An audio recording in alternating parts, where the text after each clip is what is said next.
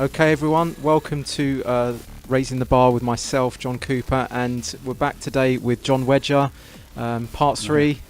Yeah. And I mean, this is completing the trilogy, and this one's going to be even more interesting, I think, because we're going to talk for a little bit. We've got some artifacts with you, haven't you, John? Yeah.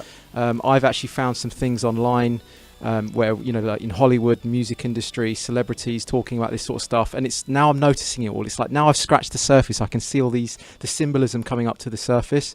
So we'll talk about that for a little bit, and then we have our guest Isabella as well. Yeah, Isabella, a victim of voodoo, witchcraft, African witchcraft, and human trafficking, and how the criminal side is very linked into the occult as well. Yeah, and how it affected her. And this is a lady who become demonically possessed and then went through a deliverance procedure. So she's got that spiritual cleansing, but it is a spiritual. Her testimony is about a spiritual battle. Yeah.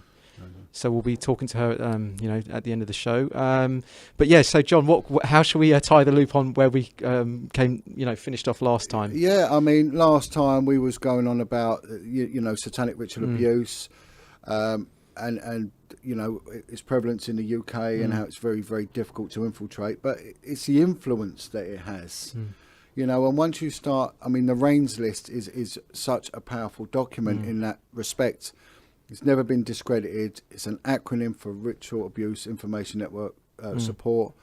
And it's a document compiled by a very well-esteemed psychotherapist, psychiatrist at the Maudsley Hospital, who would record testimonies of people that were suffering from DID, multiple personalities, which is indicative of satanic ritual abuse.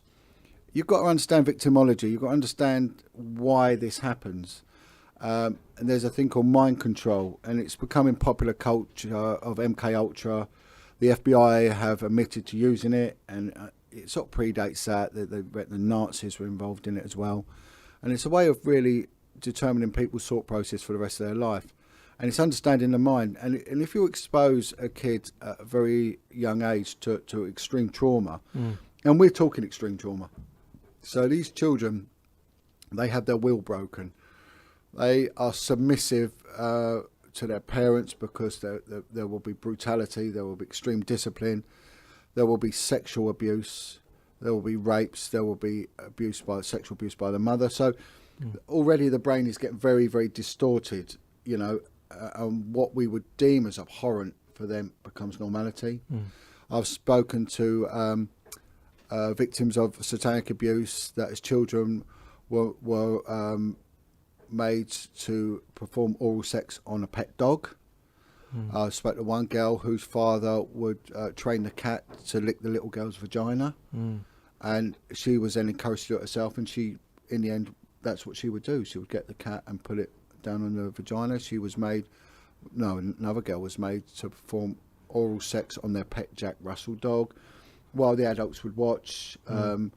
I've heard of one lady where her father actually commissioned an engineer, a blacksmith, to build a cage in which she was placed in so she couldn't move on all fours, and dogs were brought in to have sex with her while the whole group would watch.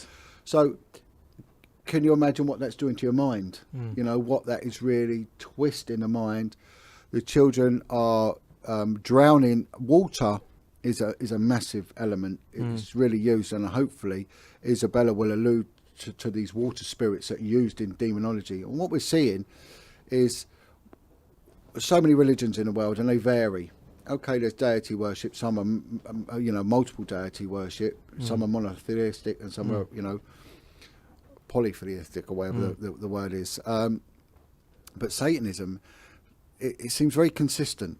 Whether you're looking at Santeria in Central and South America and the Caribbean islands, or you're looking at voodoo, and dark witchcraft, and then satanic abuse as we know it, and then you've got other derivatives in other parts of the world, very, very similar. The demons are all the same. The demons don't change, and this is what we're looking at. And so different demons will be invoked and used for different reasons.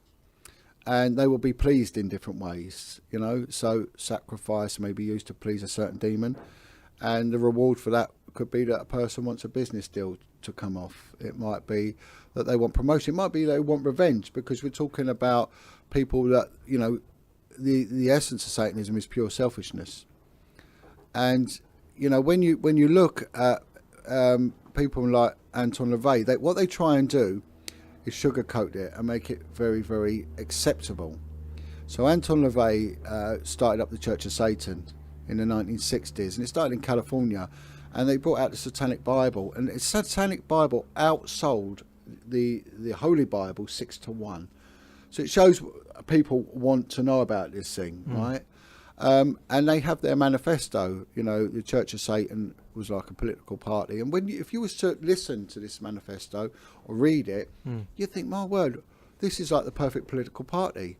We're against oppression, we're against bullying, we want to work in conjunction with nature, in harmony with nature, and all this boom, boom, boom, boom, boom. But the main thing is it's self-adornment, right?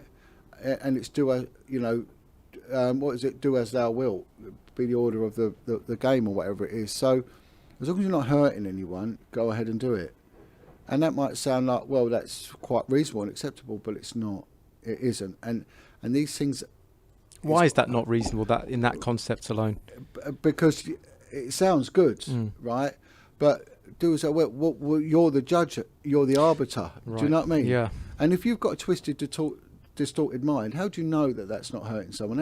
It doesn't go on about empathy and compassion. None of that. And it's a way of dragging people in to a world of so-called benevolence. I mean, Freemasonry is the #1 benevolent charity in the UK. Yeah, you look at the arguments against Freemasonry and the fact that it's got its inception in devil worship, and there's deities such as Abaddon and Baphomet, which formulate certain degrees of masonry. So there's enough out there on the open source about that. The fact is, Freemasonry is Luciferian practice. But you talk to Freemason or someone high up in there, or someone who promotes it, they supply air ambulances. I think over in the east of England, Norfolk, somewhere like that, they've provided their paramedic vehicle, and they help with schooling and everything. So there's a benevolence there. And I'm not saying that all Freemasons go out there and mutilate animals and children. I'm not saying that at all. But what I'm saying is you've got to look at the energy that created these things and why the need for secrecy. And it's, again, like the Church of Satan, all well and good, but really it's a Crowley-esque thing. And when you look at Aleister Crowley, what he brought out with his Ordo Temple Orientalis was the OTO, which the young Geldof girl was a member of, and she committed suicide. He goes on, in his narrative about having sex with young boys, and the sacrifice of children. The bloke was classed as the most wickedest man, yet he's on the cover of, the Sgt. Pepper album by the Beatles. I was going to mention the Beatles as well. I mean, their music turned, didn't it, from Love Me Do to, LSD-based songs, And again, Yellow Ozzy Submarine. Osbourne wrote a song, Mr. Crowley, and you sit there and think, oh, it's only entertainment, but no, it's not. It's a way of slowly getting it in there. Right, if we go back to an analogy of a paedophile, as we've discussed before, when a paedophile wants sex with a child, they don't just grab the child and have sex with them, because they're going to get in a world of trouble, go to prison. They've got to do a process called grooming. Now, with a paedophile, it's not a monster that grooms a child. It certainly is a monster that has sex with a child, but it'll be the Romeo, it'll be the nice uncle, the pleasant, the listening ear. Especially if a kid has come from trauma. Oh, come on, I'll listen to you. Come and stay with me. Grooming. And that's the same as a lot of these occultic religions. It's that slow grooming process. You can't just thrust someone in to these demonic environments, because they're going to run and they're going to tell. They've got to be part of the conspiracy. And you get that with corruption. The reason you get these closed shops, as we saw in the police, is that everyone's involved, and that's why they all shut up. It's a conspiracy of silence. But with Satanism, you do have this mind control element where people, they cannot speak out because their body is racked with a body memory, and it will just bring them into a lot of agony. They will collapse, they won't be able to walk, they will get pains in their stomachs. But also, there is a spiritual element to it, because these children have been offered up to Lucifer, to Satan, to bow to many other of these demonic entities. So there will be an element of possession there, and that can trigger a self-destruct mechanism. So they've still got that element of possession within them. I mean, I'm not a therapist, but I have linked in with therapists, and I've linked in with enough survivors, and there has to be some sort of spiritual deliverance or therapy alongside trauma therapy. Right. It's multi-level, but the one thing for sure, the damage it does is just beyond compare. You know, and they don't speak out because they can't speak out.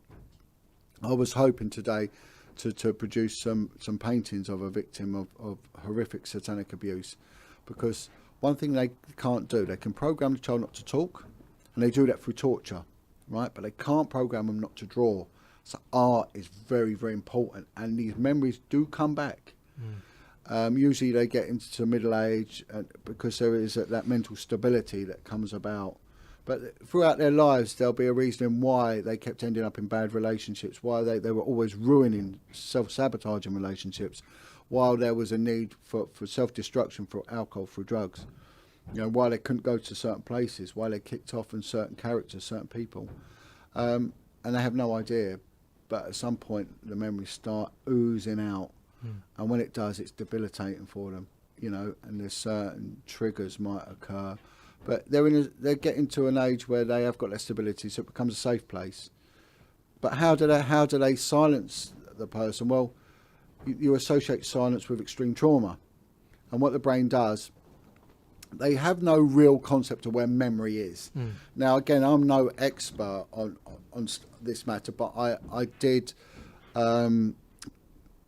specialist interview skills with the Metropolitan Police for many years, and we had to know about the psyche. And it sounds obtuse, but, you know, a lot of the interview skills come from neuro-linguistic programming. There was a way in which you can manipulate people in an interview. You know, that's why the safest bet is to say nothing, you know. And it's very clever how it's done. You can put your agenda across subconsciously to someone when you're interviewing them, and they don't get them to say things. Yeah. It's you drop it in bit by bit by bit by bit, you know, and it's a clever skill. It's a very clever skill to pull it off properly. Is a very clever skill, but it is a skill that is used, you know, and officers were getting sent over to the US to do neuro-linguistic programming, and this is for like criminal intelligence interviewing, you know, suspect interviewing. To bring stuff out, to elicit what they want out of them, or to understand them better. To admit the stuff, you know. Right, okay, yeah. And to manipulate their minds. And to manipulate them, yeah. And to a lesser degree, you were taught how people react to certain questions. And you can see from body language, everything, you're hitting nerves, and that's where you've got to go for it. You know, everyone's got a weakness, you know, and it's a matter of finding that weakness. And sometimes it's done by being nice to someone, right? You be nice to someone. There's a thing called reciprocity. So if you're nice to someone, morally they owe you. So if you know, you've given me a cup of tea, you know, I now owe you. I owe you a little bit of respect, a little bit of something. That's why you have some of the I've noticed on the streets, they'll offer you a free book. You know, like the Hare Krishnas will offer you like a free book or something. And it's a hook to come in. But you know what happens to these children? That, for example, drowning, as I mentioned earlier, they will drown them to the point of death, and then they will revive them. There was an infamous child murderer called Sidney Cook. And that was his expertise, was on mouth-to-mouth resuscitation. There's an acronym for it, right? Because he had revived so many children, right? And again, it pushes a child to death and back again, and it elicits an element of control in it.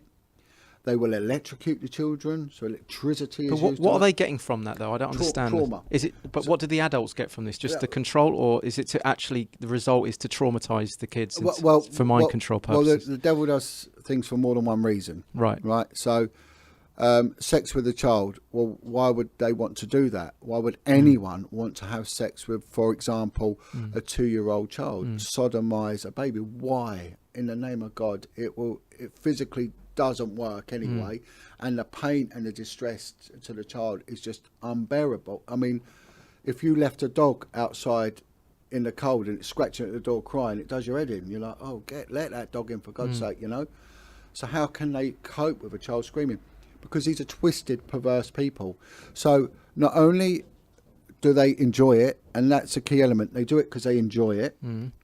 Hurt people. Now that might offend some people, but there is a factual element to that, you know. Not all hurt people hurt people. Out of pain comes compassion as well. So you get some of the most compassionate, beautiful people have come from the most awful trauma because they're good people.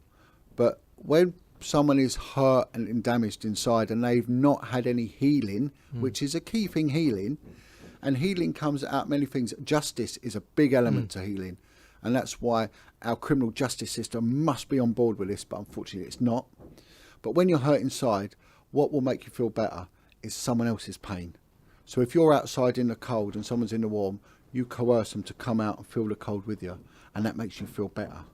So they feel better when they hurt. But where does it stop? This narcissism, and it leads into psychopathy. Well, let's sexually hurt them. Let's humiliate them, and it makes them feel better. So anyone that sexually abuses, humiliates, and does that, they are displaying that they are a very weak, and it is a weakness, because strong people don't do this. They're weak, and they're very much a hurt person inside, and their pleasure comes out of deriving pain on others. So the sadistical element, people like Crowley, they really emanate this in their literature, you know. And how this mat ever was allowed in popular culture, I will never know.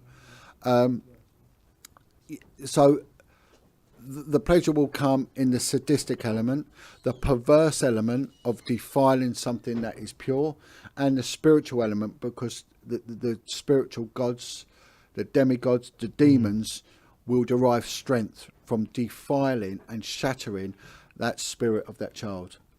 And sodomy is the big one. You'll see anal sex will be, and it's very prevalent in pornography now, anal sex.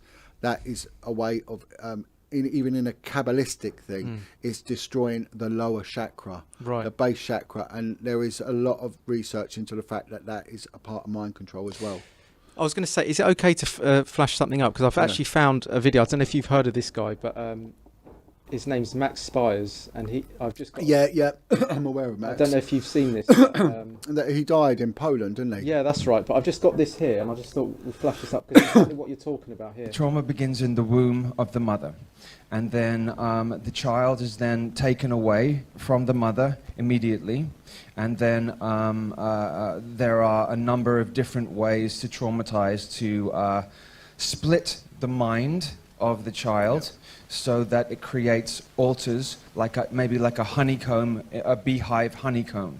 If we could just pause that for 1 minute. Yeah. Right, he's mentioned honeycomb. The pictures I was going to draw, this girl calls it the hive mind, and everything is honeycombed in her mind, right? Yeah. And these altars will be given names, right? So one of the things, she would be submersed in freezing cold water, so her name for that altar was to do with ice. But there'll be childish names, because it's to protect the child. Sparky would come forward to protect her from the electricity. And what they do, these things, when they come forward, they stop the pain, they stop the hurt, but they disassociate. The problem they have when they amalgamate the altars to make someone whole again, they will feel pain. The pain will come back. Not only the emotions will come back, and that's difficult. And some of these altars, a guy I know, he's got an altar, right? Little Jimmy, right? And it's the hurt child. But he's reluctant to get rid of little Jimmy, because little Jimmy tells him what's happening. He said it tells him when someone's around the corner. He said it spots a paedophile a mile away. And he said to me, "You're the only person, male friend I've got that I've not punched." And I went, "Really?" And he went, "Listen," he said, "listen, John," he said, "little Jimmy loves you and knows you're clean. But," he said, "are wrong un." He said, "That's why I kick off, because little Jimmy knows they're wrong." So there's that deeper spiritual element to it as well. There's a lady who's a therapist called Carolyn Bramhall, and she's written a book. I think it's called "Am I a Good Girl Yet?" or something like that. It's a fascinating read. She's a therapist for DID, sorry. She had something like 190 altars, and she managed to map them. But one of her altars was called Panda. Now, Carolyn Bramhall is the size of that cup. And when Panda was in, Panda was a dormant and could knock a man out, one punch. But Panda also had 20/20 vision and was left-handed, whereas she wears these massive glasses and she's right-handed. And when Panda come in once, she was going for an eye test, and she came back with 20/20 vision, and she signed it with her left hand. So but they know about this, you know. So what Max is on about, they know about. This girl, again, if I had the pictures here, it would explain so much. She draws the womb and electricity, and she said, I was electrocuted in the womb. Oh, wow. Okay. They would electrocute, my mother would take, but these are intergenerational, right? Intergenerational. Children that are brought into Satanism that aren't, they die. The intergenerational kids are kept alive because they are sexualized. So a little girl will know how to perform a blowjob, will do multiple sex with multiple men, and it's normal, and have sex with an animal, it's normal. It sounds so abhorrent, but it is abhorrent. Yeah. So when we look at things like the Beatles, look on them with different eyes now. These people, and they went on, their rewards were immense. Now, I'm not saying, because there's still members alive, I'm not saying that they are or aren't involved, because I have no proof of it. But why on God's earth would you have a Satanist who promotes sex with young children and the sacrifice of young boys on your thing? I mean, it's like having a picture of Sidney Cook or Marc Dutroux, the Beast of Belgium, on your book cover. You would not do it, yet they do, right? So you've got to ask why. How do these people all know each other? But please, I'd like to hear more, because I never met him, but I know people who knew everything you've been saying, he says on this as well. Fracture the psyche of a child, which has to be done before the age of 3. If it's done after the age of 3, it doesn't have the same effect. So it has to be done before the child is 3 years old.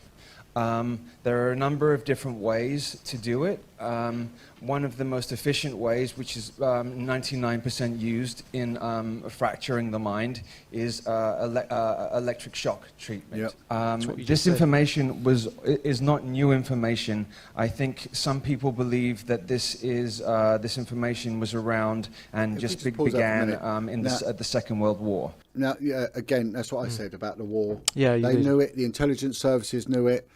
When you look at elite military training, right, in order to brainwash someone, you've got to break them. You've got to break them physically, mentally, and spiritually. Now, unfortunately, we're living in a two-dimensional society. People, they adopt what they call idolatry. They have no spiritual substance to them because they have no need for God. We all have a comfortable life. Years ago, people, you know, the trawlermen would row out boats into uncharted waters, not knowing if they were going to come back. Yeah. So they had a belief system because they needed it. And if there was an omen in the sky, an albatross, they didn't go out, you know. And anything that weren't right, they came back. If they had a woman on the boat, they wouldn't go fishing and things like that. There was superstition because they needed it, because they needed the armour of God. We are so detached from it now, and we mash our religions. So you'll get people go. Again, the church hasn't really helped the situation with the prevalence of paedophile priests, you know, and again, anyone who hides behind the name of Jesus Christ or God in order to abuse a kid, well, there's a special place in hell for them, you know.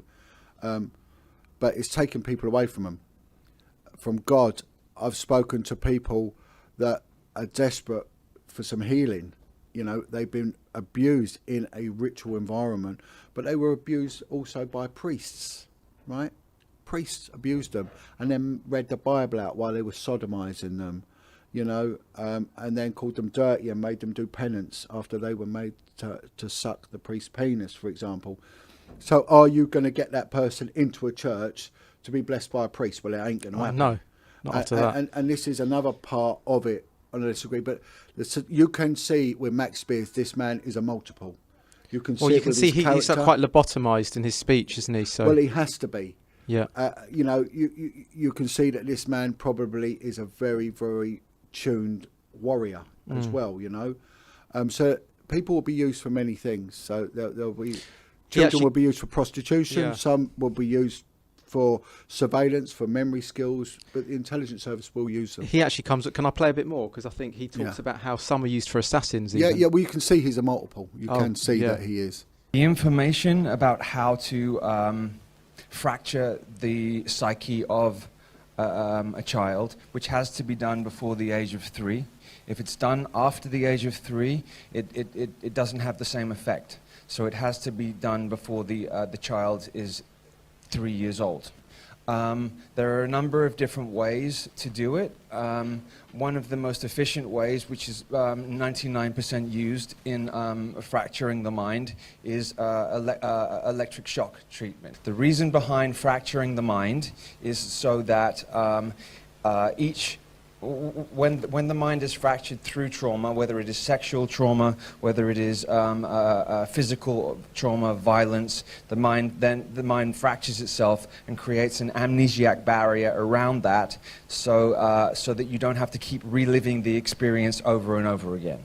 Well, exactly what I was going to say. Now, memory, like I started earlier, and he's taking the words out of my mouth. They don't actually know where memory is.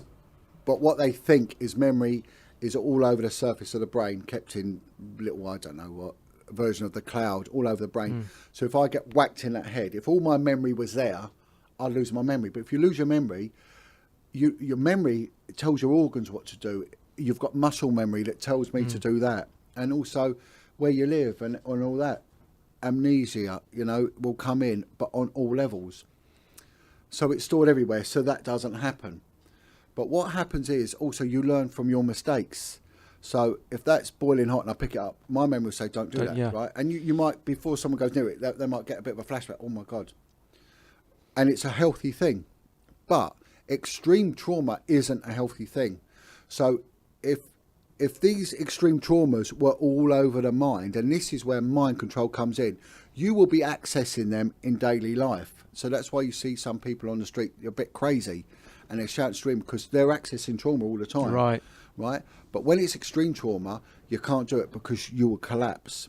So extreme trauma gets pigeonholed, and it gets like this hive thing gets pigeonholed, but it gets pigeonholed in infinite detail.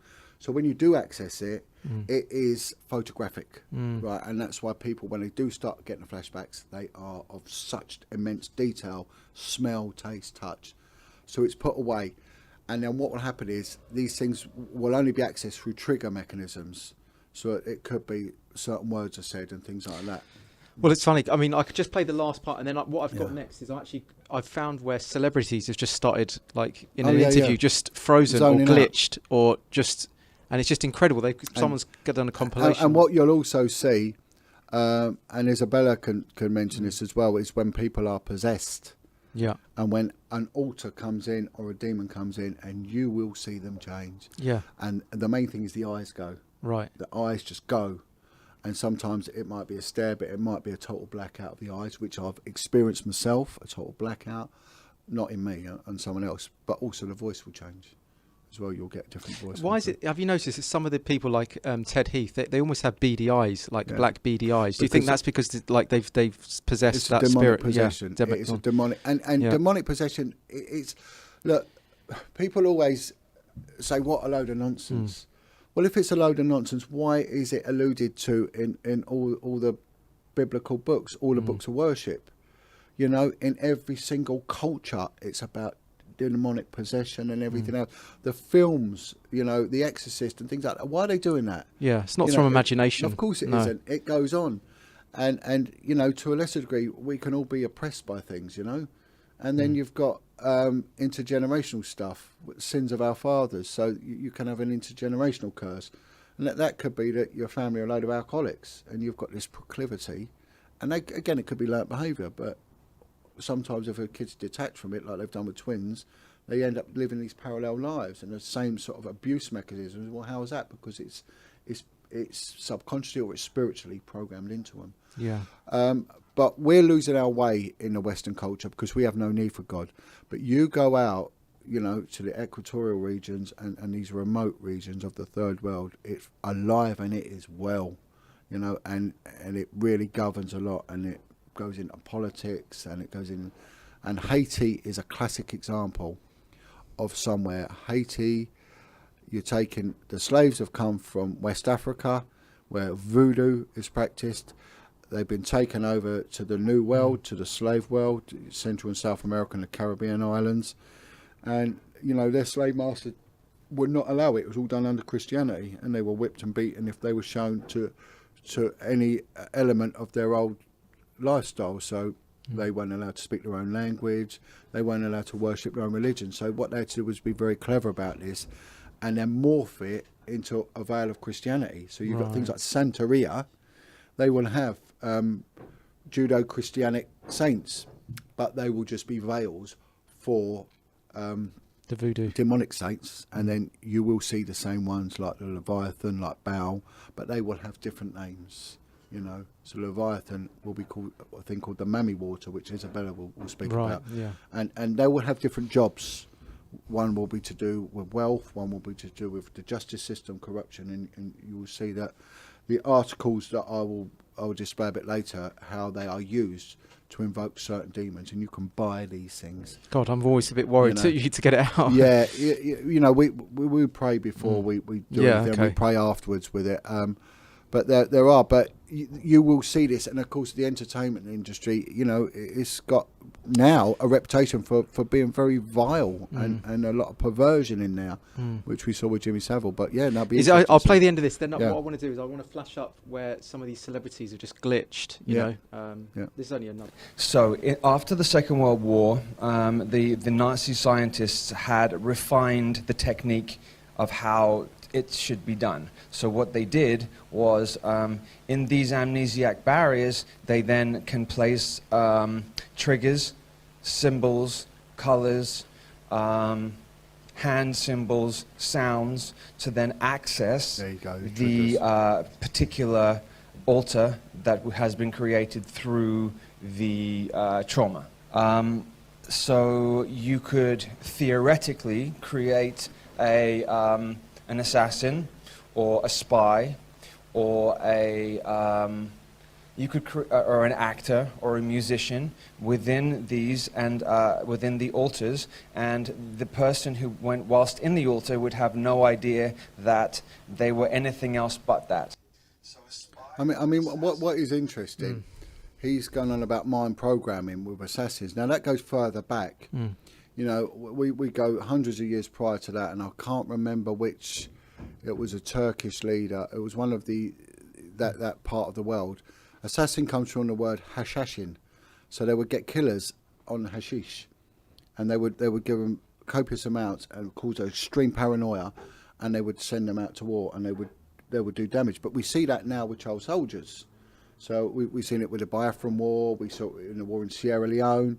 You know, that child soldiers have always been used, and they get them absolutely off their heads on cannabis, strong cannabis and alcohol, and send them to war. So you'll get it on a chemical front, this mind-altering way, and people don't know what they're doing, you know? Yeah. I mean, you're taking here, I can see with this, Max, but I can see his behaviour, that this is a man that has come from immense trauma. This guy. Yeah, and it will be intergenerational. There will be a reason why he was used. There will be sexual abuse in his background. He talks about his friend actually being an assassin. I can't remember the name for it, but super soldier. Yeah. But can I play a bit more and then play the celebrities? This is finishing this. So a spy or an assassin that doesn't know that he is a spy or an assassin is the ultimate spy or an assassin, because he can then be questioned or asked a million times, and because he is not aware that he is that, he becomes the ultimate. He becomes ultimately hidden. He is unaware himself what he is, so he can't be tortured or questioned. Okay. Basic overview. And then I was going to just flash this up. This is the Motorway Twins. Oh yeah, this is phenomenal. This is. I mean, what a bit of luck that this was captured. Both women run into the fast lane. One directly into the path of a car. This is turning into a serious incident. Right, what we've got is they were in the central res. Why? So we know. Exactly. Oh, they speak English? One speaks English, yeah. The one in the red, Yeah. we had a block coming up. Right. Because we knew they were on camera. A full closure? It's on camera. Full closure northbound. Yeah. They were trying to cross the Bravo. So as we approached, they hadn't seen us, mother.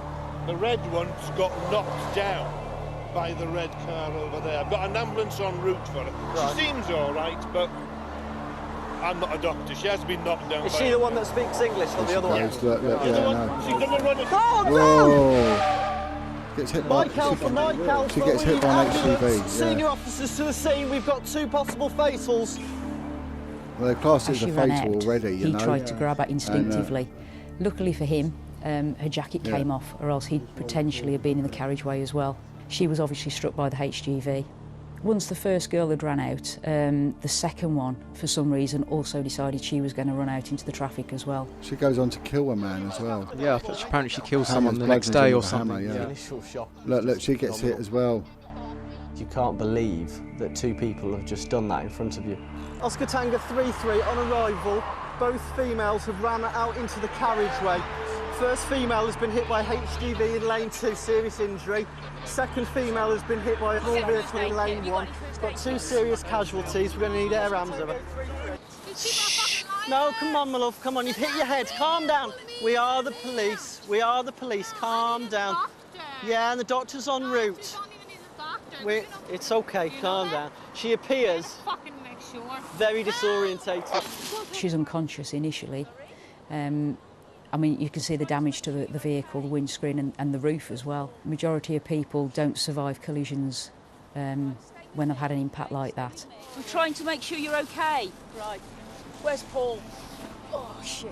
Where's Paul? It was unbelievable when she started to come round and just decided that she was perfectly okay. Where's Paul? She's Stay. running, and it took this, they're saying the strength Stay she had still. was like superhuman strength. Oscar Tango 3-3. Fucking hell! No! No! Her strength was absolutely phenomenal.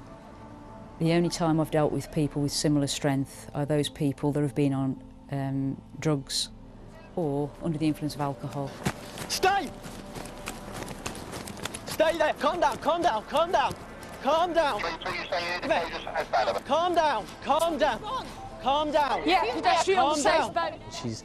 She's looking to fight. She's in a fighting stance. I'm now confronted with a seriously deranged woman. Relax.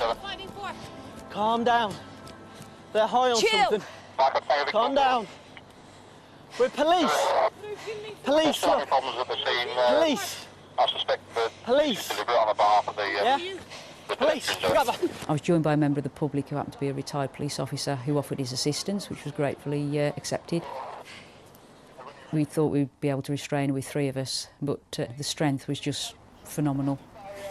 Yeah, it was.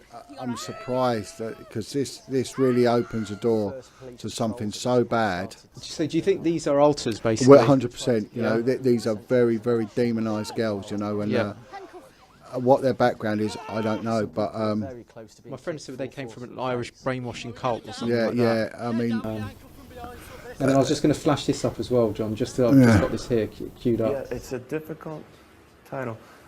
It's a good, a good day to die.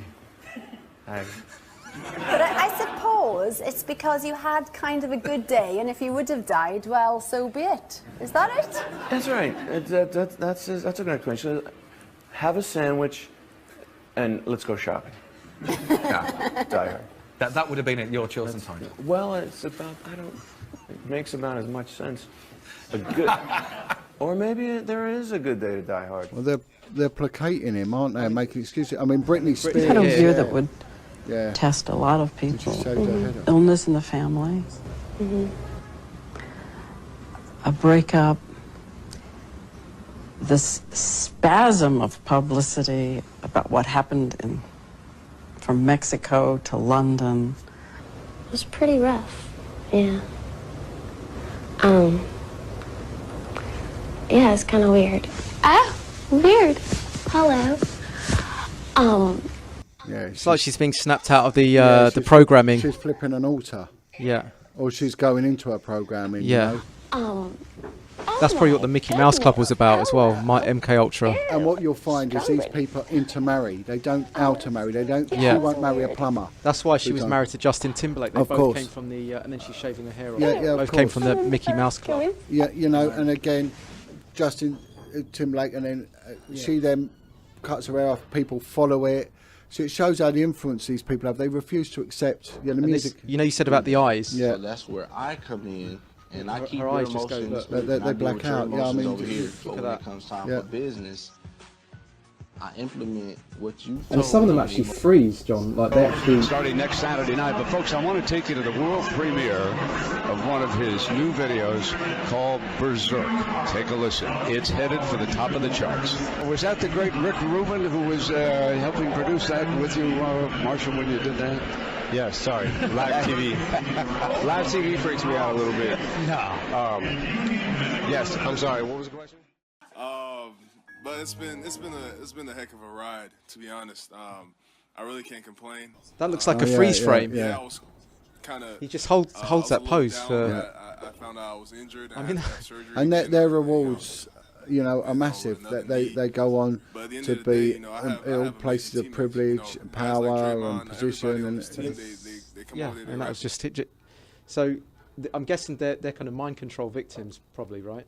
Well, Mike told all that, they're demonically possessed. Right. You okay. know, the eyes going is a form of possession. Again, you will see it with people with DID. They will change, and you will actually see them. Their face changes. And someone said to me, "How is that capable?" I said, "Right, we'll take, you know, a woman who's going out for the night. You know, she will be all nice and everything else. You know." And then in the morning, after a night of drinking or maybe she looks totally different. You're going to look like. Well, I've had that experience. To be fair. you know. So again, it's the same person. Yeah. But it will happen in your moods. You will look old, and one day you will look alive. But this happens like that. Boom, boom, boom. Very intense. And you know, your mind's a powerful thing. They know it. They know it. They know it. You know, I worked with a guy that was in one of the 2 special forces. You know. And he turned around and said to me that the training was so hard that when he finished, he actually thought for many years he was invincible, that he was superhuman. Really? And to many degrees he was superhuman because he could do amazing physical feats, you know. But that was the programming of incredibly hard traumatic training. What about someone, you know, like Leonardo da Vinci was almost, you know, we consider him a genius. He could like draw and write at the same time. Do you think perhaps that could be some kind of mind control? Well, it could be, and people have written books and not known what they've written. You know, they channel in. You get it a lot with songwriters. They say, I don't know where the song come from. I just wrote it. Yeah. They call it scribing, when they will channel through. But that doesn't have to be in a negative sense. You could just be channeling. Well, there's a tuning into your, you know, the Skull Society, and it's not spelt skull as in SKULL. It's a town in Norfolk, and it was a group that got together, and they would channel people from the past, and it was to do with technology, you know, and they would channel the technology through. And then they would get ideas and write them down, and these things were proved to work. Right. Okay. Tesla did it, and he said a lot of the stuff that the inventions weren't of his thinking. Right. Okay. He used to say that it was channeled through. It came from through divinity, through divine intervention. But is that okay, or is any type of channeling bad? Well, I would have thought it's bad. To be honest, you don't know what the source is. Right. What is the source? And you know, and they turn around and they say, oh, it's this god of benevolence or this person, but you know, it's deception. You know, the devil is deception. Right. Well, what I want to do now, go to the artifacts. I'll go to the artifacts, and then you know, Isabella's got a good testimony. Yeah. Now, what I've got thing. I didn't want to clutter up. These are articles that you can buy, readily available. Should we do a prayer before we do this? Heavenly Father, we thank you for this gathering this afternoon. We thank you, Father Lord. Lord God, we pray that as we are going to bring out all these demonic stuff, Father Lord, may you protect us. Let your angels yield us and shield us, protect us, oh God, from all demonic attacks in the mighty name of Jesus. Father Lord, we pronounce and we proclaim that, Father Lord, let your angels stand around us, oh God, guiding us in the mighty name of Jesus. Amen. Thank you so much. Thank you, Isabella. Right, so what I've got, what's in here, again, sigils of the craft. Again, we got the pentagram and everything else, and I'm gonna open this in a minute and show you what's inside that. And this is relevant to something I said in a previous interview with you. And we've now got a candles. Now, you know, there's a big thing about candles now. And this one is very interesting, this candle, and people like them. And these things, you know, they smell nice. They're quirky. You can buy these from these crafty shops, from these holistic shops, from these healing, well-being shops. You're not going to tell me candles are bad. These are really very bad. Not candles per se, but these are very bad. These are there to invoke demons. These are put together under demonic. Like an element can be possessed. You can buy these, bring them into their home. You burn these, you're in a world of trouble. And just shift them down a bit, John. So we'll just there's quite a few. And we'll go through some of. I'll go through them quickly, and I'll let Isabella really put the meat on the bones with these. But there's. Oh my word!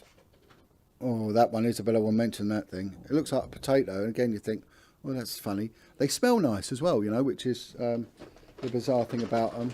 Like one more. And again, this is quite. Sean, and this is Santeria.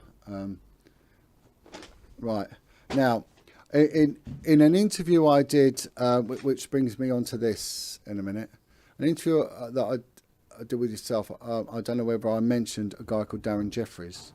Darren Jeffries was in a care home in Bath in the West Country. He was put in there under the power of a magistrate. The magistrate ended up being a sexual abuser of him. Yeah, you did mention. And his life was one of extreme violence and sexual abuse by people very high up, you know, members of the clergy, judges, and one thing we don't talk about with a lot of care home abuse is that a lot of the perpetrators are other residents, you know, and that's manifold. That's a result of being in an abusive environment, and that I hurt, you hurt.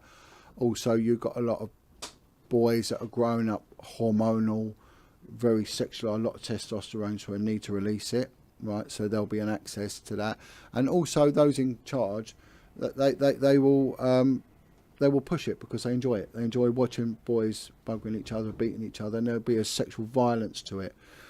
Part of what happened to Darren was he would be put in a minibus with other boys. They knew where they were going, and it's called The Chase. And again, we see it's this program called The Chase. You know, we will see these things all the time. They're taken to a wooded area. They were stripped naked, and they were told to run. And a group of boys, a group of men would be brought in. He said they were all well spoken, and he's recognised people lately as being. There's been peers. There's been links to royalty. There's been someone high up in the Anglican Church that was involved, and again, this was all reported to the police. He made a testimony, talking a boy with very good memory recall on this, and a man of honesty. Although he's had a dishonest lifestyle as an armed robber, but he's you know, he's in no way a protector of the paedophiles. This is a guy that wants the truth out there, and you can see the torment in this man. You can see the anger in this guy. This is a tough guy, you know. So they would be stripped naked as young boys, and these men would be sat round with sticks. They would run, and they knew what was coming, and they ran in the pitch black in a very ancient woodland called Rainbow Woods, just outside of Bath. And they would inevitably all be caught. And this is what they call Moloch worship, right? Yeah. It's a Moloch set, and Moloch is torturing, represented as an owl. Yeah. Because the owl will always torment its prey before killing it. You know, let it run, catch them. They would be whipped, they would be beaten, and they would be sodomized, right? And this is what happened now. What I'm going to do, I don't know how this opens. It is open, right. Now, these are two pendants. These, I don't even like touching these, and I'm glad we prayed before this, right? Now, it's horrible. It's got a horrible vibe through my hand as I hold that. I don't like it. This is like a man from the woods. He's represented as like having antlers. You can see like a third eye situation going on with him. And the most popular name for a pub in London is the Green Man. That's right. Right? The Spirit of the Oak Tree. Well, look at this thing. This is what the Spirit of the Oak Tree is, right? And people go, oh, that's nice. That's this. This is what they would wear when they did the chase. This is the demon that they would invoke when they were chasing. So this is linked to the Moloch and everything else. So that is what would be the thing worshipped when them boys were chased, whipped and buggered in the woodlands. Is that for whose purpose would that be? For the purpose of the spirit of that, or yeah, it's, or is it just kind of in reverence to their? Well, all of it. Demon. You know, they will be doing it under praise of the demons. The demons want this, but also so the demons get something from this. Yeah, but yeah, they do it because they get something from fear, right? Right, so right, if someone okay. is acting as an agent for the demon, you know. So it's like a trans-dimensional food chain where they can actually, like, from our level of. Well, it's kind of like of course, it's like food for them on an energetic level, right? And it's like with psychopathy. You know, you can't reason with a psychopath. And why do they do it? Because they're impelled to do it. Well, why are they impelled to do it? They don't know. But again, this could be a demonic thing pushing it, because a demon wants to use a human vessel to cause misery and pain. And again, the other thing was it was classed as a bonding ritual. So a group, a bit like fox hunting, it's dragging everyone. It's the ultimate hunting sport, catching a kid. And of course, they're not killing a fox. They are anally raping boys. And, you know, and children do die in these things, you know. And we see this hunt a lot. We see it depicted in the paintings of survivors of satanic ritual abuse. They will paint themselves running through wooded areas. The other one is this sigil. This is the pentagram, the 5-pointed star. There's Baphomet, there's the horned goat, and a very satanic one indeed. And I mean, Baphomet is... That's also the All Saints logo, I've just noticed. You know, you'll see that a lot, and you see that a lot in the music industry and things like that. Yeah, you do, yeah. What I would say is the vibe off that is bad, is negative, but it's no way. The ram pentagram, here we go. The horned god as Aries appears in the vernal equinox with spring's energy and optimism. The ram, pagan symbol of virility, and combines with the 5-pointed star, connection with the life force, all right? And they're to energize the wearer and empower them. Look at that one as well. Yeah, Look. that's it, yeah. It's all the same thing. I mean, that's called All Saints as well. It's like the ironic name, which is... Yeah, and of course you've got the band All Saints. Yeah. Yeah, I know, but this one, this energy of this is appalling. It's horrible. Yeah. Is it? Horrible. I don't even like touching it. Yeah. You know, and so these things are meaning. But if you bought that thing, you could be like in Camden Market. Yeah, you might see that. And they're not in this little box, and you think it's harmless. It's only a bit of metal. What can it do? But in making it, a spirit will be invoked into it. These candles, again, I won't go on too much about it, but you see these in Camden Market. Yeah, I'm pretty sure you do. They smell nice. And this is about the power of love. These are demonic sigils. Right. But what makes this horrible is the fact that it's got a biblical psalm, Psalm 45 on the back. So you're reaching out then to Christian people. Well, it's got a psalm and it's got love in there, right? Oh, this might be a benevolent thing. It's not, because these are demons. And when you burn that will release the demon into your life, and things will start going wrong. Yeah. I'll just hold them up, but I'll allow... if I can do this one, court case. Again, links to Santeria. Again, this got mention of a psalm, and Santeria is from the Christian South America. You know, a lot of them be linked with that. And this was to get people off court cases. You know, and this one has actually been used in a case to get someone off of a case. And then I'll just mention one more, the Oshon.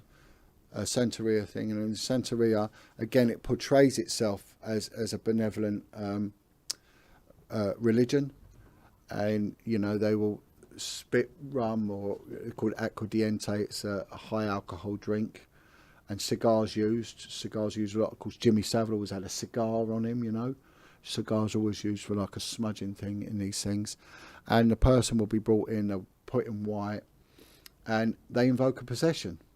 Right, and they invoke a possession, and there's numerous amounts of gods, and one will represent water, one will represent the air or the land or whatever, and the god will pick the initiate. right? So if you look at Harry Potter, when they put the hat on someone and it picks where they should go, the house going in, it's very similar to that, you know. And then it's all about being possessed, you know, and then offerings to the gods. And water is used a lot. We saw a few years ago that a body was found in the Thames of a young boy. They called it Adam. It was a decapitated torso, so arms, legs, and head cut off, thrown in the Thames. The information I got was that this was a ritualistic thing, which I think is evident, but it was done for a very wealthy person to gain privilege in the business world. You know, so there's a high price to pay, and there's only certain people that can bring them in. Do you know what I mean? So the path that I'm on now is still exposing satanic ritual abuse, but now I've gone towards a part of it that it's very endemic in this country, because we're an ex-colony, a colonial nation, and you know our colonial cousins have come over here from the Commonwealth and the ex-colonies. So we've got a lot of West Africans, we've got a lot of Caribbeans, Jamaicans, and in these cultures there's a very, very strong belief system on the occult, which is voodoo, which is black witchcraft, OPEA, which is in Jamaica, and Santeria, and it is alive and well, and it's Satan worship, and it is so. And Isabella was introduced to me. Isabella was trafficked to the UK for the sex industry.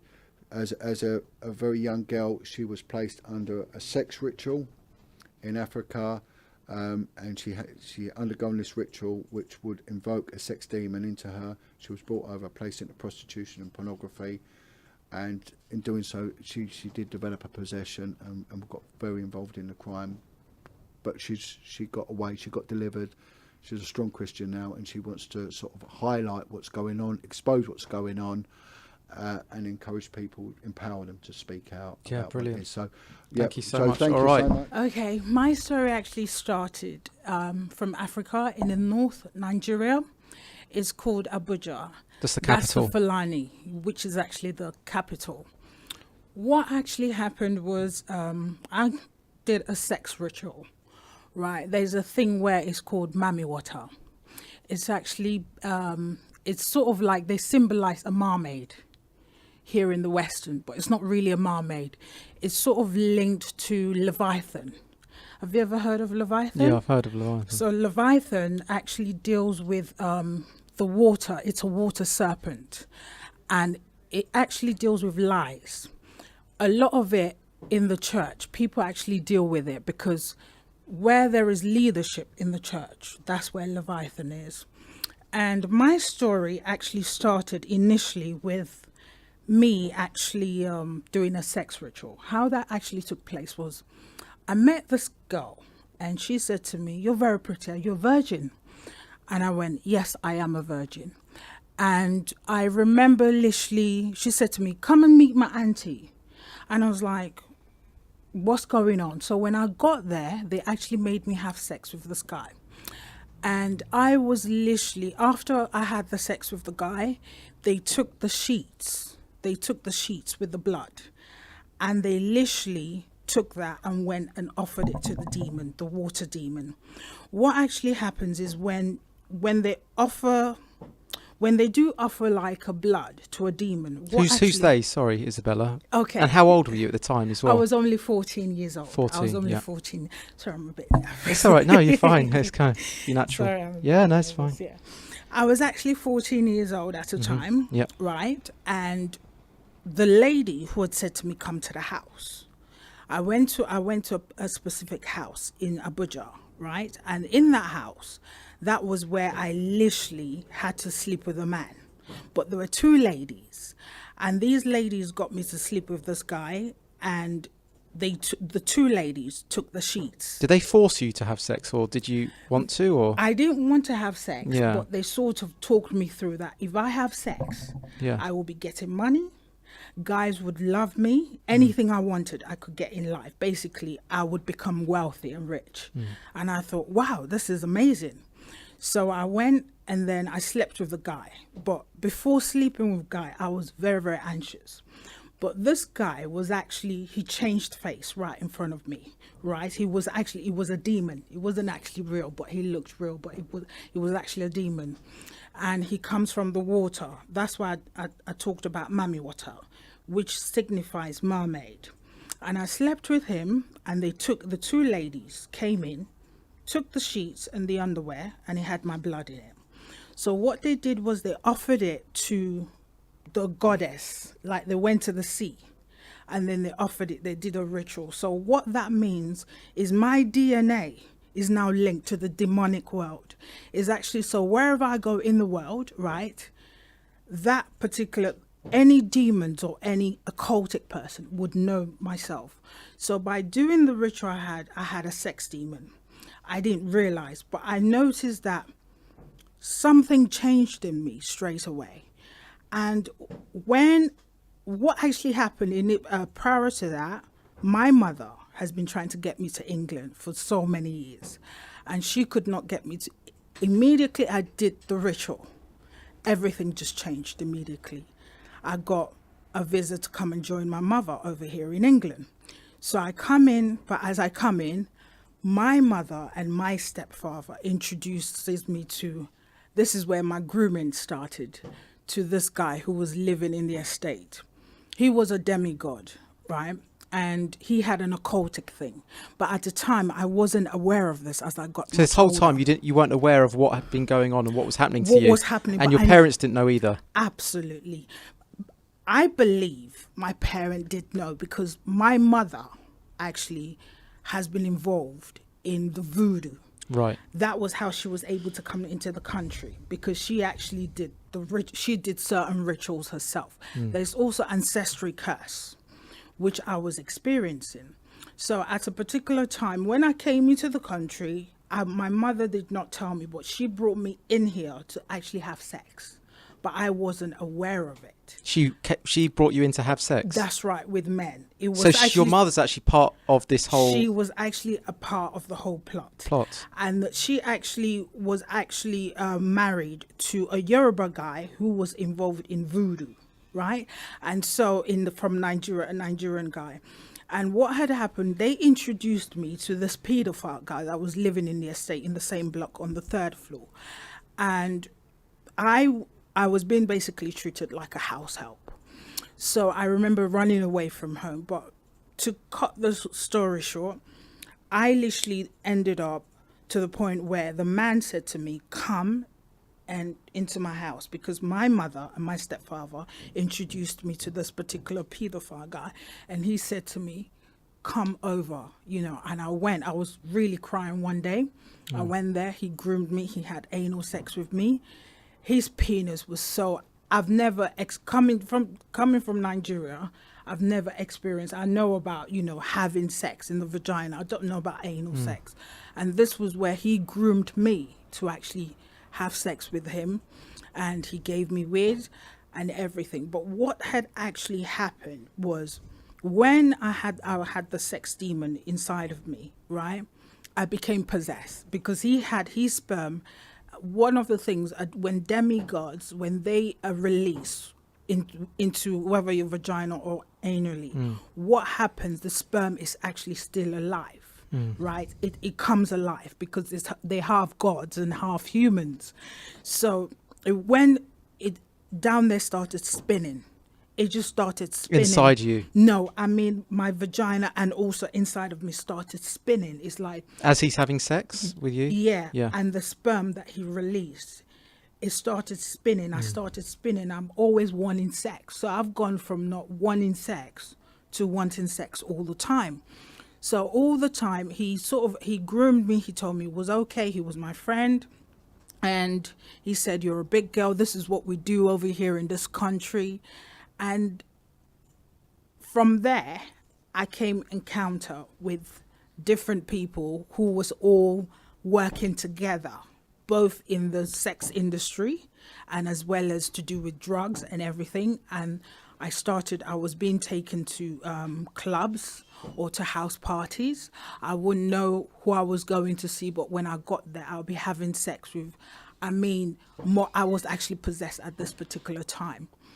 and I was having sex with multiple men. I could have sex with 40 men all at once, or 20 These are men. at these specific sort of ritualistic house parties, or whatever they called them. That's these right. gatherings. That's right. I would get. There was one that I actually had where I came out of my body. I actually came out of my body and I looked down and I could actually see my vulnerable. It's like you could see me very vulnerable on the floor. And one of the ones that I did have was the same guy who groomed me as I got much older. Because what had happened, there was about 6 guys all dressed in ropes. And then I had sperm all over me and I was in the middle. And they were chanting and they were doing things, but I was looking down. I actually came out of my body and I was looking down at myself. And it took me a while to get back into my body. That was one of the rituals that I actually took place, sex ritual that actually took place here in England. Then I would go to house parties. In fact, my face will change, right? My voice will get deeper. At times when I'm having sex with these guys, after I've finished with 10, it's like I'm craving for more. So the more So you're going to these places, or like you want to go there, or you're being taken along, or by this point you are just... By this time, I'm actually hearing voices.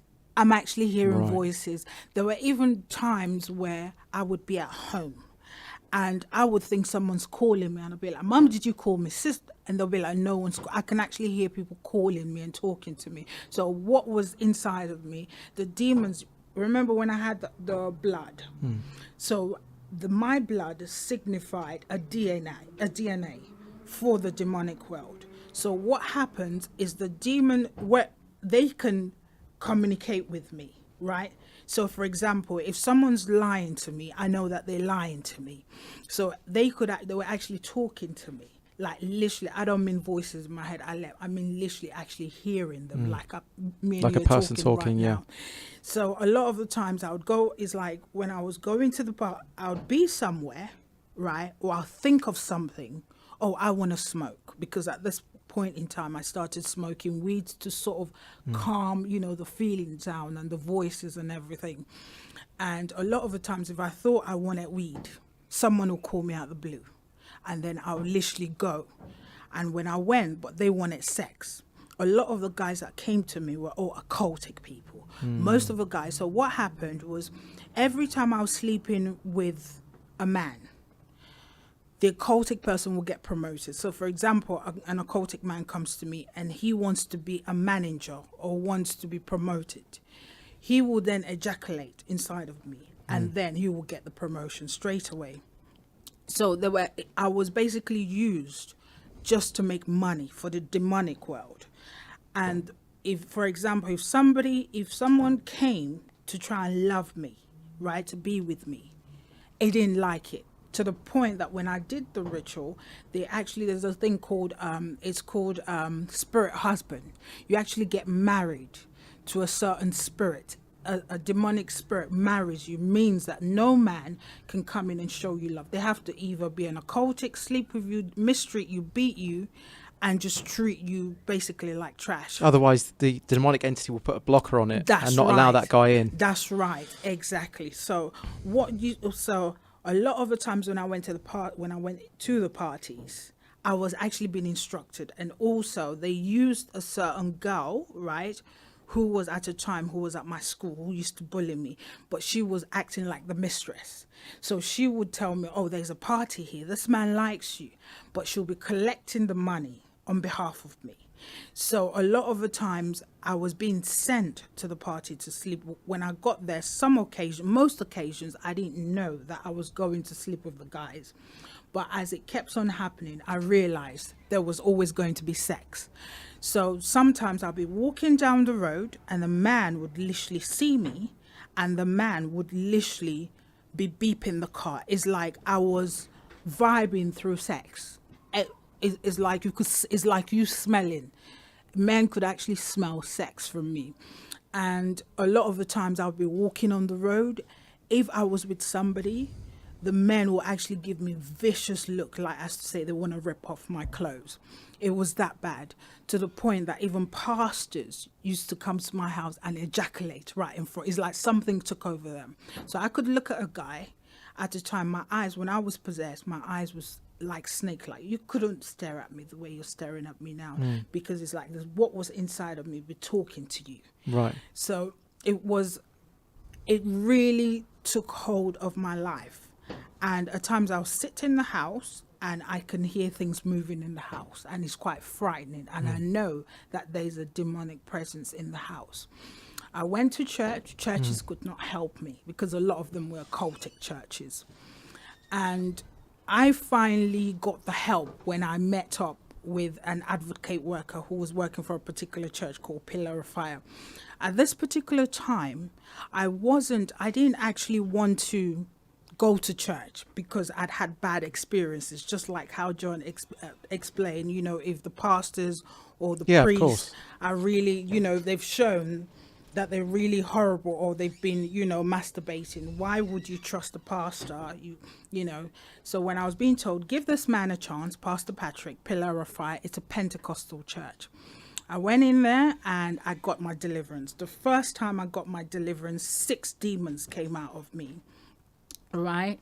And I was hissing like a snake and wiggling like a snake. And the second time I went for my deliverance, 3 demons came out of me. Sorry, 4 demons came out of me. And then the third deliverance, 2 demons came out of me. The third deliverance, that's when they realized that my mother, right, because the pastor then spoke about ancestry curse that comes from the mother, which is Mamiwata, which is the sea goddess. And then I was screaming and shouting. I was literally saying F. I was swearing at him. And even the person who was there was so shocked of what actually came out of me that day. The 4th time where I went for another deliverance, John was actually there. They had to pray to break every soul tie, because every man that I was sleeping with, right, that had, the minute they ejaculated inside of me, I was creating a soul tie, a bond, a spiritual demonic bond. That's why there's multiple demons, basically. That's right. So because I was sleeping, because every man I slept with, through the sperm, there was a spiritual bond. For example, if somebody wanted to think of me and masturbate, right, I could pick up their energy and then I start masturbating too. There were even times I would sleep on the bed, right, and I've got my bra on, but I know an entity has taken off my bra. Then there was another instant where I was actually laying on the bed and I knew someone was having sex with me. I actually knew so, because I came out, I was all wet and I was literally drenched in sweat. And that's when I was like, oh my God. So it was quite scary, because I actually knew that there was something always following me. So everywhere I went, there was always blockage. Nothing would happen for me. I couldn't get a job. People didn't like me. A lot of people hated me. Well, after it all come out, you mean? No, or whilst it was still in you? Still there. I thought it was meant to give you the keys to all these things. No, because what happened was it was being traded. It is like, what happens with a demon is a demon tells lies. They may say, I'm going to give you this. Yeah. But even though they're giving you this, they're not telling you what they're going to require, because they may say, okay, first, I want you to give me your daughter, for example, because my mother did so. They ask for me. But in the process, there has to be blood that has to be spilled. So the higher you get in the rank, the more blood you have to spill. You might spill an animal's blood, and then as you go along, they might require you to kill a child. Right. Or they may require you to kill somebody. Otherwise, what happens? Because if you don't do that, then the demons will turn against and could kill that person. So, and they could lose everything, and then sudden death. So you see, the demons pray against is always to do with lies and fear. Because if they promise you something, right, they'll say, I want this in exchange. But they never tell you that they're going to keep coming back and asking you for more things to keep them satisfied. That's why they're demons, and that's why they tell a lot of lies. So for what I went through, right, it actually caused me to have a lot of people resented me. No one liked me. I couldn't get a job. men would have sex with me, but they would never pay me. I would not get money for it. Somebody else would get money. So it's like they could talk to somebody else who's into a cult and say, look, you can use that girl for money, and they will come and approach me. But because I wasn't very smart and I was possessed, so all I needed to do was just have sex. All the demon just wanted me to do is just produce sperm into the spiritual sperm bank and keep putting money. So the more I was sleeping with people, the man who had sex with me in Africa, right, he was making money and he was promoted into a big person, like sort of not president, but sort of a higher ranking in Abuja. So it really, what it does is when a demon takes over you, right, takes over someone's body, it's like you're not there anymore. Your eyes changes, your tone of voice will change. I remember. Were you like that all the time, though? Yeah, all the time. You were like that. Sometimes I'll look at my face and I'll be scared of my own face in the mirror. And sometimes I'll take pictures and I'll look so pretty, and I didn't understand. Even when I met the advocate worker from the Pillar of Fire, he said I was changing. 1 minute I'll look like Grace Jones, black Grace Jones, and sometimes I'll look very white. I even one time he looked at me, goes, "You have green eyes," and I was like, "No, I don't." And I used to literally change. My eyes used to change. It will go into a snake, and then the color of my eyes will change. Every time I was having sex. Yeah. Every time I was actually having sex. One time I was having sex, and I left the building, and the sex demon took over to the point that my eyes rolled back, and I kept on saying, "F me," "F me, F me," and the way my voice just changed. At one point, what had actually happened while I was actually going into these sex places and having sex with multiple men, I was being secretly video recorded. So a lot of my DVDs was being sold. So people this is where the criminal world was actually making money, millions off me, because my DVDs went to India, went to America, went to even in the black market over here, which I wasn't, at a time I was not aware of. So they made money from me. So that's literally what happens when you're dealing with the demons. Were the men possessed as well or not? Most of the men that came to me were so it's actually like two possessed, demons coming together. There were ones that was actually possessed themselves, and so when they had sex, it's like we enjoyed it. It went to a different climax, like a spiritual climax. Right. And then you have the ones where they're occultic men, where they've actually they've done a reading, a tarot card reading, and they said, "This girl, she's good, keep her." And then they'll call me and then they'll have sex with me. But while they're having sex with me, right, they've done their sort of spiritual rituals already, so that immediately they ejaculate. So 2 DNAs come together, money comes. So that's how it worked with myself for many, many years. I went through it's going on for many years. So you were possessed for many years. I was possessed for many years. I actually did my deliverance 2018. I finished it off in 2020, which is but I'd been doing my deliverance does not take place just one, like exorcist, how they show you. That's a lie. You have to do lots. You have to do loads because there's multiple. It's just like if you have a director, you have an executive, then you have a manager, then you have so you got to work all the way down the levels. All the way. That's right. Get the lower demons out, then you get the higher one. So that's how it works. So then the last one was like the executive director, which was the hardest one to get out. That's right. That's right. So that's exactly how it was. So it was that bad. People could sense it. And I went to churches. A lot of the reasons why the churches could not actually get it out was because they themselves were into a cult. Because you see, when it comes to Pentecostal churches, they believe in a cult so much because they want to get their church full up, and they also want to get their money. So it's all about money. It's not all of them that are called, but Pillar of Fire, Pastor Patrick, he is the real deal. That I can tell you, he's absolutely the real deal. So when you finished that off, that was it. Yeah. Where you felt like you'd come back into your. That's right. Your, my face changed. Right. Everything just felt different. Mm. So just Yeah. one more thing, right? This is one of the candles that was actually being used for me.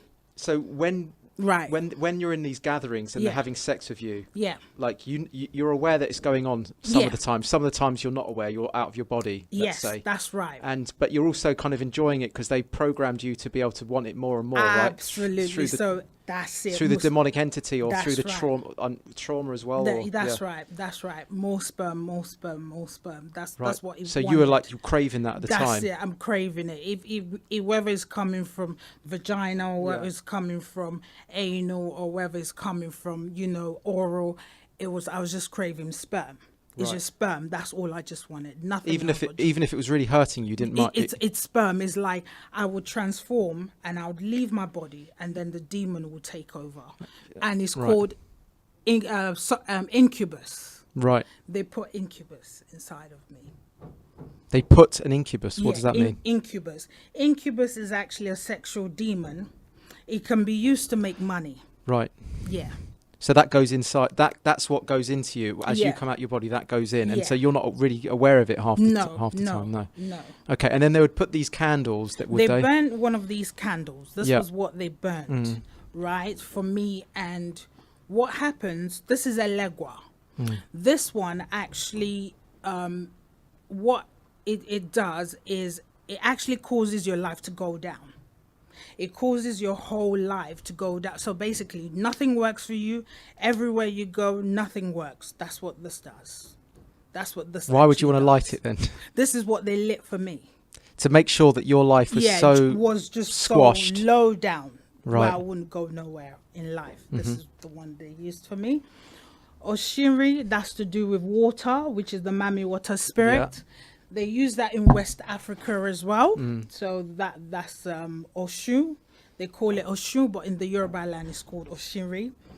And this one here, this is King Paimon. I was also possessed with King Paimon, which kills people's relationship. That's King Paimon. That's like a serpent spirit. It's called power of love. That's the thing, but it's anything but loving. Yeah. And then this other one here, this one here, I hate holding it too. This one here, that's what is doing the killing for the the young people now. That's the one where blood has to be spilled. Oh gosh, I'm hot. Yeah. We need gloves. We need gloves for this. I can't remember what thread we're on there, but the candle. Yeah. So the power of love. Yeah, and so they used that one. Yeah. Against you. That's correct. So this is in the gathering whilst they're having sex. They're lighting these, are they? No, they've actually lit this already. Right. So remember, I said to you, my mother, right, and everybody else who's my mother did the ritual, obviously in order to give me up, because for money and wealth, that was why she was able to come to the country. Right. Everything that happens, mostly when it comes to the African culture, is always to do with money and wealth. That's what is always to do with, because these people are poor, especially if they don't have, if they don't have the money or they come from a poor background. A lot of the times, what they tend to do is they tend to go to a lot of these dainties. These it could be Mami water, which is the water spirit, or it could be Tunda, the god of Tunda. It could be the different sorts of god of the sea, god of the sun, and all manners of different gods and goddesses. So what happens is when once they go in and they say, okay, I want this, I want money and fame or money and power, what happens is they will literally, a lot of the times, they will light these candles. You just don't light them on your own. What you simply do, you could get a parchment paper. So for example, let's say you want to destroy someone's life that you don't like. You get a parchment paper, you put their name on there, you put it underneath, and you put a certain words of what you want. Or sometimes you could use certain psalms, which some people use the psalms. And then you put it on there, and then you light it. You might even use a certain oil. It could be maybe oil of destruction or any kind of oil, and then you put it on there. It depends on what sort of ritual that you're going to do, and then you light it. Once that lights to the end, is actually the intentions of the person, because everything works with energy. So it's your intention. So the magician who's doing the work, right, will light it, right, and then that's when once it goes all the way to the floor, then all of a sudden you've lost your job. All of a sudden your husband has left you or something, and then you're just left with you've no money, no nothing, and you're just left, just miserable and sad. They can also use this as well to get someone to be depressed. It could be used to cause people to cause depression. You could commit suicide, because when I was going through my possession, it came a time where I was I used to take the drugs. I could smoke like 100 pounds worth of weed within a week, and it got so bad for me that I actually wanted to commit suicide a few times. One time I went in front of the car, and the car just stopped right there in front of me. A lady had to save me, because I tried to jump off a bridge. So once they've done these sort of rituals, right, and also with the possession, as well with the sex demon and pieman and everything. They've got you on every level. They've got me on every level. So nothing goes well. Absolutely everything just goes. How were you ever to reach the place inside yourself where you could actually get rid of it then? Like expel it and exorcise it, if you're so totally possessed by this? Because, even though it takes over you, right? Over your body, it's inside of you. But there's always a little bit of you there that wants that. For me, because I've always been a fighter, I don't give up. I don't believe in giving up. So for me, I used to go to church, and I remember I used to pray, because coming from a Nigerian background, right, a lot of the times they raise you up, right, to know the scriptures and to know about Jesus Christ. So for me, I used to fight. When I would go home, even after the sex, when I had sex with guys and I was possessed, I'll come back home. Sometimes I'll sit down, I'll be crying.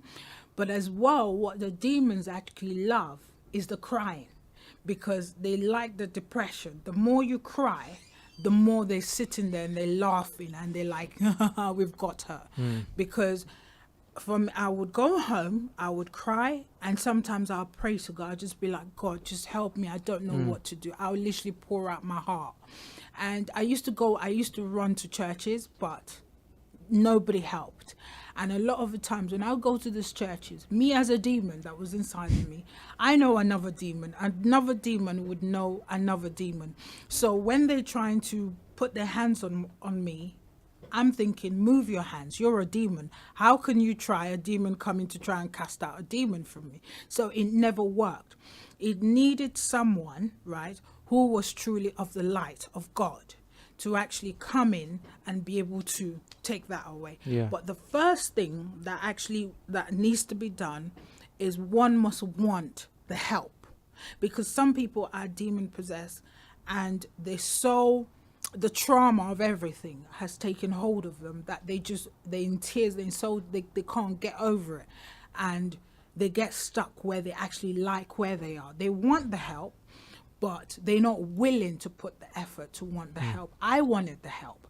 That was why I got the help. I got the help because when the advocate worker came and preached to me about God, he said, come with me, let's go to Pastor Patrick Pillar of Fire. And what did I do? I went willingly, because I didn't like the way my life was going. I wanted my life to change, and that's when I was able. But it's about one of the things that demons also tend to do. They shut your mouth. So for example, when I was going through everything, they erased a lot of my memories. They made sure that I didn't remember. It was when the advocate worker worked with me, because they also thrive through guilt and shame. So in my case, being groomed into the sex, it was never my fault. But I had told the demon, convinced me that it was my fault. That it was my fault. You love sex, so therefore, you take responsibility. So I was always ashamed. I had a lot of guilt. And so when I realized that, hold on, when the advocate worker from the church said to me, hold on, it was never your fault why you got groomed. That was never your fault. He's a pedophile. He should never had sex with you. He was only 14 years of age. And when he started talking to me, that's when I realized, hold on, this man's actually right. Why am I blaming myself for something that was never my fault in the beginning? So when I started telling myself it is not my fault, because he started getting me to do certain affirmations and say I'm worthy. And I was saying things like, and I didn't believe it. At times I'll be saying it and I'm thinking in my head, I'm thinking this is a whole bunch of rubbish. But you know, once I kept on saying it, I went through my deliverance slowly. And it started getting better. The voices started subsiding a little bit. And then by the time I started believing, yes, I'm worthy of love. Yes, I am, yes, I am worthy of all the good things in life. And that was really where my life took me to. And here you are now. And here I am now. Being able to, come out the other side and share the story. And I'm sure there's other people out there that have been in a similar situation. And then this could potentially help them find the strength to exercise it themselves, find the help that they need, right? Definitely. Because there must be a lot of people like yourself. Yes, there is. Because, the thing is, in a lot of in the African community, right, because we're brought up like, keep your, be strong. Keep yourself, the things that is happening at home to yourself. Don't shame the family. Don't shame. So it's always a lot of people, there's a lot of these things are going on and people are scared to talk. One is also to do with shame and guilt. And secondly is because they feel like if they do talk that their families will disown them, right? And then they won't have nobody. And thirdly, the other thing that I think the problem is confession. People don't tend to confess, when you're going through, why do they deal with things like counseling when people go through trauma and they have to sit down and do counseling? Because when you talk about these things, one on a spiritual level, you're shaming the devil. You're actually shaming those demons, and those demons don't have nothing hold over you on a spiritual level. So they can't come in your ears and whisper and say, you lied about this, or, and try to possess you back. So confession is always a good thing, right? And secondly, and the last part is to come out. People need to start coming out and talking and exposing these people, because if you don't speak about it, these people are going to get away with it. Why should they have to, have sex with a little child and get away with it? That's your innocence being taken. My innocence was also being taken in Africa as well. Where's your mum now? She's still here in England. I finally opened up to her and told her everything that was going on. And she did agree that she was aware that there was a rumor that was going around that the guy did have sex with a girl and a boy in the estate. And the police was being called. And literally, when I said to her, do tell the police, because I actually finally opened up. And I went to the police. She actually lied and said, I don't want to have nothing to do with it, because she was a part of it. She's still a part of all that. She's still a part of it. Wow. Because you see, the thing is, if she comes clean right now, she's going to be exposed. So the best thing to do is to keep her mouth sealed. And for me, I just, it's where I've come to know God. I believe that what you do in the dark sometimes will come to the light. And in time, she will be exposed. God has everything in control. So if she can, whatever she wants to do, whether it's because one of the things was every time I was sleeping with people, she was actually aware of it. And she was also making money out of it. But, she doesn't want to acknowledge. You see, because I was just a prize for her, for money, materialistic wealth. So therefore, it's like there's never been love there. And it's absolutely fine, because Pastor Patrick is like a father that I never had, I don't know who my father is. And my mother, she's never really been there for me. But that's absolutely fine, because the Bible says where you're lacking a mother and a father, the God is the God of the fatherless and the motherless. So I have someone who's way greater than the both of them put together. So my father, my mother is God. So I thank God for being here. Thank you for sharing your story. That's the perfect way to, I think we should leave it there. Yeah. Thank you to Isabella for being brave enough to come on and share her story. And, you know, there might be people out there that are going through a similar thing, or, you know, might be at least aware of what's going on now, and then, you know, they can have more empathy and, you know, awareness for, you know, other young, vulnerable people that they might see. So, and thank you to Jon Wedger as well for coming on for part 3. And, you know, this is what we're doing. We're trying to like courageously bring all this out into the light. So yeah, long may that continue. All right, everyone, this was Raising the Bar, myself, John Cooper, the very brave Isabella, and the amazing Jon Wedger. Thank you, everyone. Thank you.